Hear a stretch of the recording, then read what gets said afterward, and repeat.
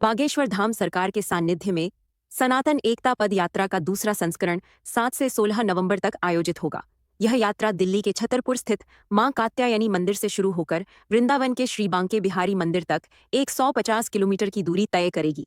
यात्रा का उद्देश्य समाज में समरसता, हिंदू एकता और सनातन मूल्यों का प्रसार करना है।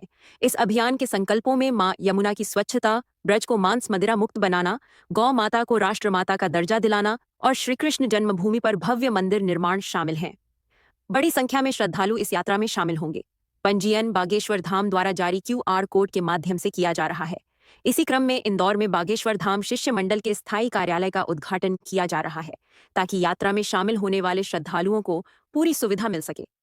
इसके लिए गंगा पांडे को बागेश्वर धाम शिष्य मंडल इंदौर संभाग का प्रभारी बनाया गया है। गंगा पांडे ने बताया कि यह यात्रा केवल धार्मिक आयोजन नहीं, बल्कि समाज को जोड़ने और संस्कृति को सशक्त करने का अभियान है। हमारे परम पूज्य गुरुदेव भगवान ने श्री धीरेन्द्र कृष्ण शास्त्री जी महाराज, जिनको आप सभी लोग बागेश्वर धाम के नाम से भी जानते हैं, उन्होंने एक आह्वान किया है समस्त हिंदू समाज के लिए।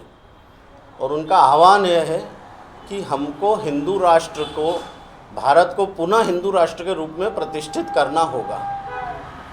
इस हेतु, उनकी इस महान संकल्पना हेतु कई तरह के चरणबद्ध कार्यक्रम आयोजित किए जा रहे हैं पूरे देश भर में।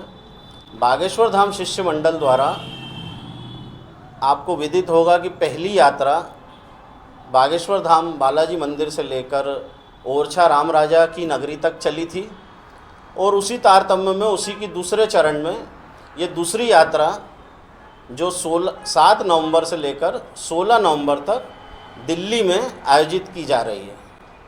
इस यात्रा का जो मुख्य उद्देश्य है वह हमारी भारतीय संस्कृति को, हमारी गो गंगा गायत्री, हमारी गुरु परंपरा को पुनः जागृत करना, और इस यात्रा के माध्यम से इस यात्रा में सम्मिलित होने वाले समस्त सनातनी बंधुओं को और इस इंदौर वासियों को इस यात्रा में आमंत्रित करना। इस हेतु ये कार्यालय का आज उद्घाटन रखा गया है। और इंदौर वासी जिस तरह से जाने जाते हैं कि हम लोग सफाई, संस्कार, युवा उत्साह, इस तरह से हर क्षेत्र में प्रथम आने का काम इंदौर वासी करते हैं, तो मेरा आप सभी के माध्यम से समस्त नगरवासी, समस्त इंदौर वासियों, समस्त सनातनी बंधुओं से भी आग्रह है और बहुत विनम्रतापूर्वक निवेदन है कि सभी बड़ी संख्या में युवा, महिला, वृद्ध इस यात्रा में दिल्ली से शामिल हों, गुरुदेव का आशीर्वाद भी प्राप्त करें, और गुरुदेव की जो हिंदू राष्ट्र बनाने की जो महान और पवित्र संकल्पना है, जो महान यज्ञ है, उसमें हम लोग इंदौर वासी भी अपनी एक सबसे प्रथम आने जैसी आहुति प्रदान करेंगे, तो गुरुदेव का आशीर्वाद भी मिलेगा और हम लोग हिंदू राष्ट्र की ओर एक और अपना पहल एक कदम बढ़ा पाएंगे। कि एक QR कोड हमने जनरेट करा है, चूँकि गुरु महाराज के शिष्य, दीक्षित और उनको चाहने वाले बड़ी संख्या में पूरे देश में और विदेश में फैले हुए हैं, तो उन तक पहुंचना असंभव जैसा है। तो इसलिए हमने QR कोड जारी करा है, जो व्हाट्सएप, सोशल मीडिया और अन्य अन्य सोशल प्लेटफॉर्म के माध्यम से हम लोग पूरे समाज को जागरण हेतु पहुंचाने का काम कर रहे हैं। और QR कोड में आपकी आधार कार्ड की डिटेल और अन्य डिटेल जो अभी दीदी हम लोग के बीच में रखेंगी, तो उस डिटेल को भरने पर बागेश्वर धाम गढ़ा से कार्ड आपका जारी होगा, जिस कार्ड के ही माध्यम से आप उस यात्रा में सम्मिलित हो पाएंगे। इंदौर में बागेश्वर धाम शिष्य मंडल ने यात्रियों के पंजीयन के लिए स्थायी और अस्थायी केंद्र स्थापित किए हैं। दीपावली पर शहरवासियों को पीले चावल और मिठाई देकर यात्रा में शामिल होने का आमंत्रण दिया जाएगा।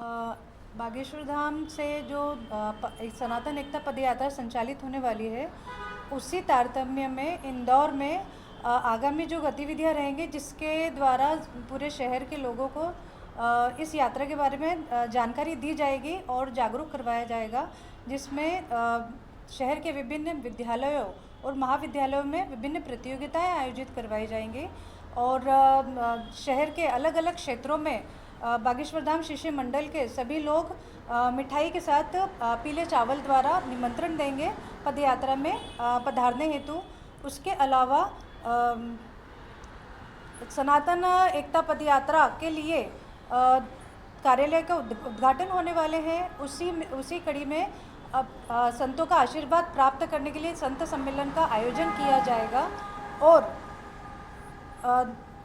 युवाओं को जागरूक करने के लिए, अपने से जोड़ने के लिए प्रचार यात्रा भव्य रूप में निकाली जाएगी, ताकि ज़्यादा से ज़्यादा लोगों तक उसकी जानकारी